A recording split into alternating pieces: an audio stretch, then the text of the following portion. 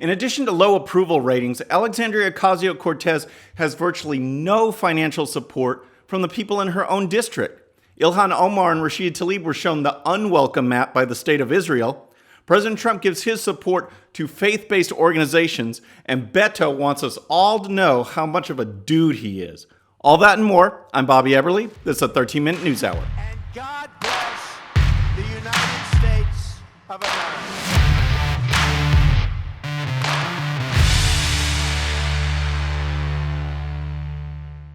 All right, friends, welcome to the show. Happy Friday, and we've got some big news. It seemed like it was just about, 3 or 4 weeks ago we had this announcement, and now, once again, we're going to talk about subscribers, because this week we hit 50,000 subscribers.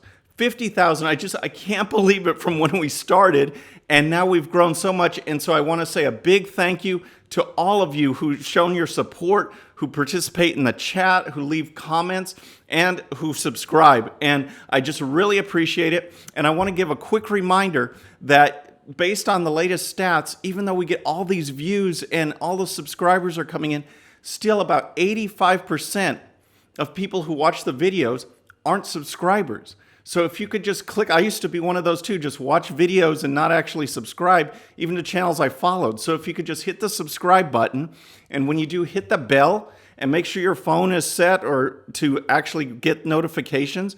And I just really appreciate it. And let's just keep going. Let's grow. And I'll keep making the show better, I promise. And so let's dive in. Okay, so first, I want to talk about Alexandria Ocasio-Cortez and how her rhetoric and lack of meaningful legislation from her and the squad is really starting to take its toll. And back in June, I talked about a poll that was circulated within the Democrats that showed just how bad Alexandria Ocasio-Cortez and Ilhan Omar are going over with swing voters. And this isn't their districts. This is swing voters nationwide that might be turned off from voting Democrat in general because of their actions. And here is that report. It says, an anonymous Democrat group leaked an internal poll to Axios that shows white, non-college educated swing voters deeply dislike prominent progressive lawmakers, exacerbating a public rift with the Democrat Party. The poll found that Representative Alexandria Ocasio-Cortez had a 22% approval rating, and Representative Ilhan Omar of Minnesota had a 9% approval rating of 1,003 likely general election voters who are white and have 2 years or less college education, and knew of the two outspoken lawmakers. A whopping 74% of these voters had heard of Ocasio-Cortez, and 53% had heard of Omar. If all voters hear about is AOC, it put the House majority at risk, a Democrat involved in the 2020 congressional races told Axios. She's getting all the news and defining everyone else's races. Okay, so that is internal polling of what she's doing, all right? So, but that's nationwide. What about in her own district? Okay, well, last month there was a door-to-door survey done in Alexandria Ocasio-Cortez's district, and here are some of the results. It says, she's a star on the national political stage, but Democrat New York Rep. Alexandria Ocasio-Cortez is viewed skeptically back in her Queens and Bronx 14th congressional district, according to a new door-to-door survey. It found that she has a low 21% favorability rating. That's just 11% believe she has the best interest in mind, and that only 13% would vote to re-elect her.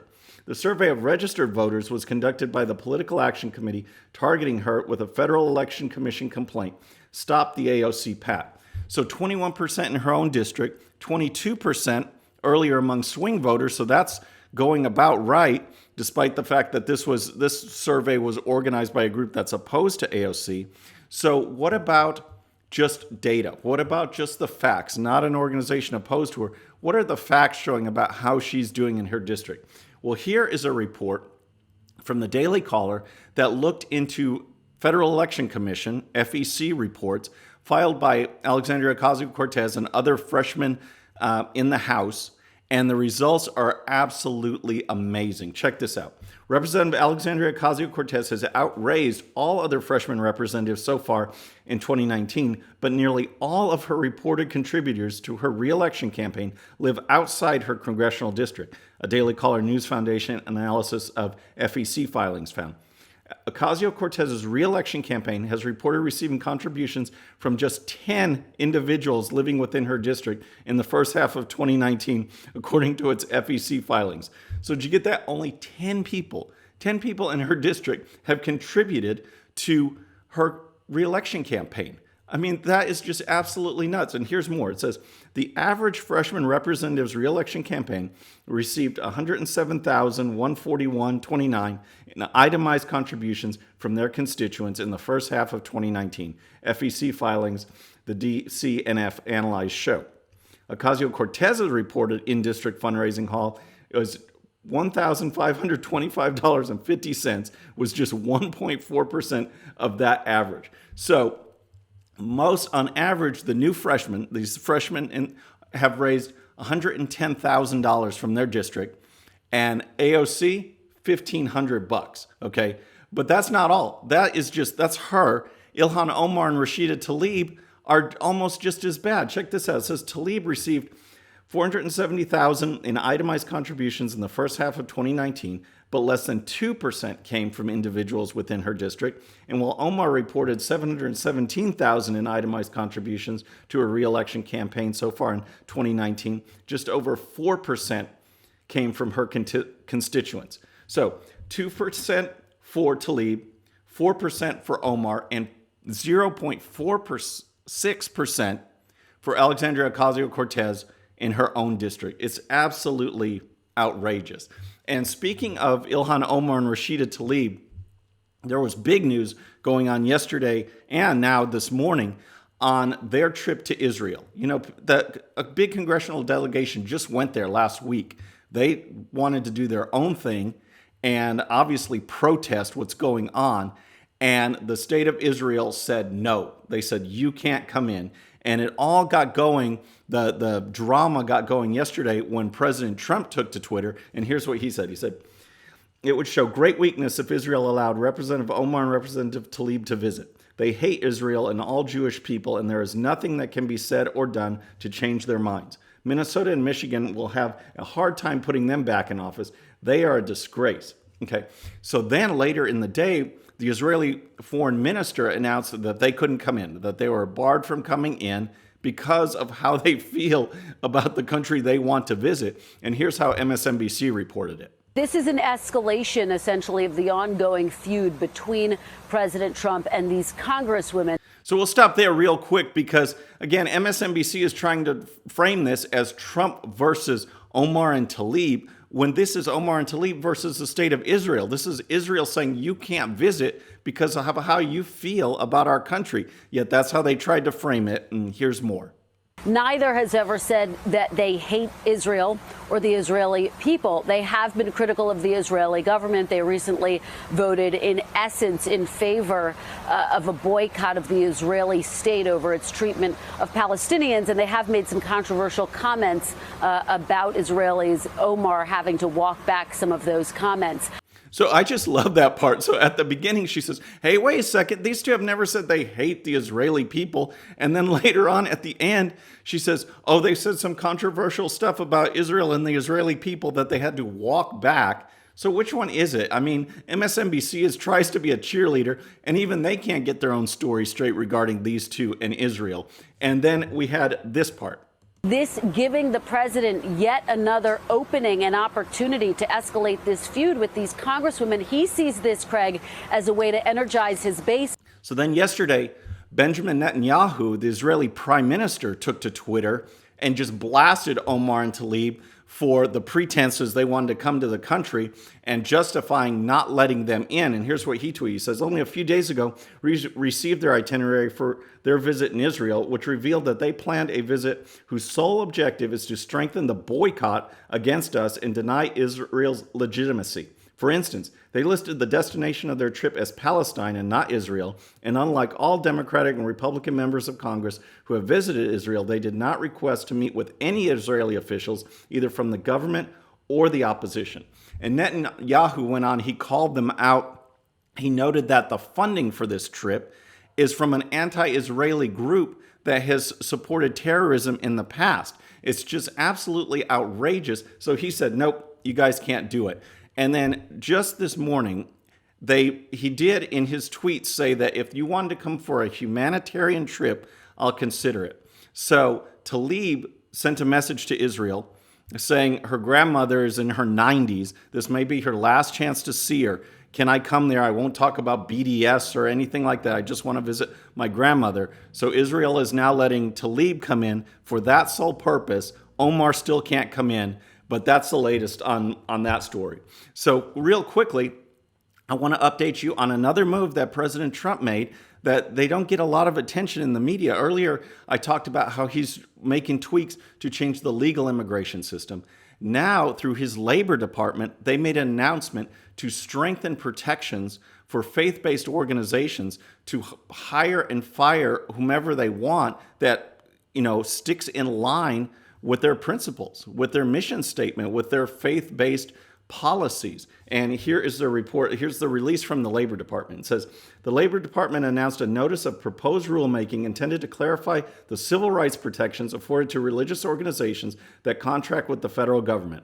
The proposed rule ensures that conscious and religious freedom are given the broadest protection permitted by law. In keeping with that rich history, the proposed rule would clarify that religious organizations may make employment decisions consistent with their sincerely held religious tenets and beliefs without fear of sanction by the federal government. Today's proposed rules help to ensure the civil rights of religious employers are protected, Acting U.S. Secretary of Labor Patrick Pizzella remarked. As people of faith with deeply held religious beliefs are making decisions on whether to participate in federal contracting, they deserve a clear understanding of their obligations and protections under the law. So obviously the left went nuts. LGBTQ organizations and ACLU put out statements saying that, they're just going to be wholesale firings of people and things like that, when all this does is reiterate protections that should be there. Religious organizations, religious companies, people that operate businesses based on faith should not be forced to bend to the will of the left. And, kudos to President Trump once again for sticking up for those organizations and those individuals. So finally, I want to end Friday with the segment that we started last week. There's been some dumb stuff that have gone on, and, we don't want to call people stupid, all right? So we're just going to ask, do you have a relaxed brain in the sense of Rocky Balboa? I got what you call, a relaxed brain. All right, so first, we're going to talk about the Democrat mayor of Philadelphia. You had this big shootout earlier with police trying to serve a narcotics warrant on a guy who's holed up in a building, starts shooting cops at cops for hours, ends up wounding, I think, 6 of them. All right, it just keeps going and going, and the Philly mayor says, we need gun control because that will help the cops. Okay, so a retired police officer, he took issue with that, and here's what he said from the Daily Caller. It says, a retired policeman and director of legislative affairs for the International Union of Police Associations, Dennis Slocum, did not echo Kenny's call. That's the mayor. I don't think gun control helps the police community. Gun control means passing laws that restrict guns. Criminals, by definition, don't care what laws you pass, Slocum told the Daily Caller News Foundation. If they did, they wouldn't be criminals. So great point, okay? That criminals aren't going to follow whatever gun control laws you put in. So the Philly mayor, definitely relaxed brain. And so now, probably the king of all relaxed brains, Beto O'Rourke, all right? He's done these videos. He wants us to see him at the dentist. He wants us to see him get his hair cut, all this stuff to show he's a normal dude or whatever. Now, he just happened upon a truck with a flat tire, pickup truck, and decides, man, I'm a real guy. I'm going to change that tire. Take a look.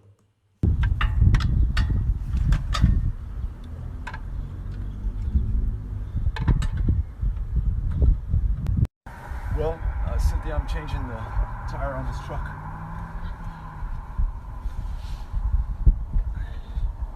So that's just classic. That's relaxed brain right there for sure. And then finally, I want to talk about the Jeffrey Epstein suicide, because anything involved in that, anything that goes along the suicide line, that's relaxed brain right there. Because I saw a headline the other day that actually phrased it where if you believe the suicide, that's the conspiracy theory. Not that it was murder, but the other way around, because it's so bad. All this evidence, guards that aren't guarding, cellmates that just disappear, broken bones in the neck. The Babylon Bee, one of my favorite satire sites, has this headline. Check this out. It's from Bill Clinton. Quote from Bill Clinton. It says, Epstein's cause of death depends on what your definition of suicide is.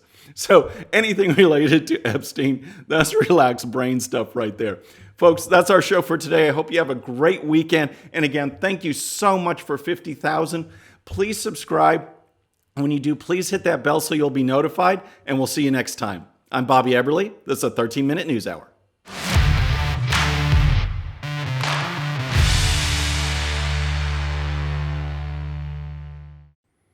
Okay, friends, just a little reminder before you go, and no, this does not count against my 13 minutes.